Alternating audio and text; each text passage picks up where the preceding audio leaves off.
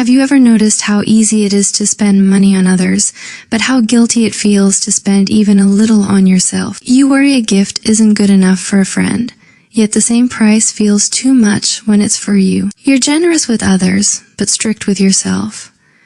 When you're alone, you settle for instant noodles or cheap takeout. You tell yourself, it's fine, I'll manage. But when you're with friends, you never hesitate. You choose the better place. You spend more. Because deep down, you don't want anyone to feel uncomfortable around you. It's not that you don't want good things for yourself. It's just that every time you're about to spend money on yourself, one thought always appears, I'll wait until next time. You budget carefully. You overthink even small purchases. But when it comes to buying gifts for others, there's no hesitation at all. You plan in advance. You prepare carefully. You want it to be perfect.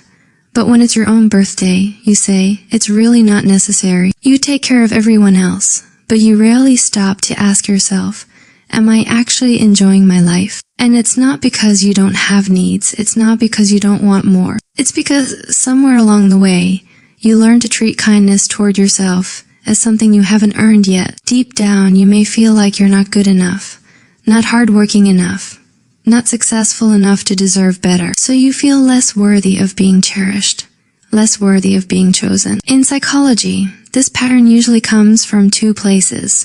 The first is low self-worth. You may have learned to tie your value to how useful you are to others.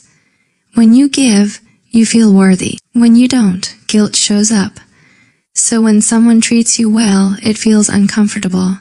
You might even want to pull away. You're not used to being cared for. Not used to being the one receiving. Even when someone just wants to buy you a drink, you quickly say, you really don't need to do that. It sounds polite, but what's really happening is that you've learned to ignore your own needs. The second reason often comes from childhood. You may have heard things like, money is hard to earn. That's too expensive. Don't waste it. Over time, you learn to be careful, and slowly you learn to suppress your desires. As an adult, every time you want something for yourself, your mind starts questioning it. Is this really necessary? Is it worth it? And with just a little doubt, you deny yourself, even when it's something you've wanted for a long time. You're used to putting others first. You're afraid of being selfish, afraid of being judged, afraid that choosing yourself, even once, means you're not considerate enough.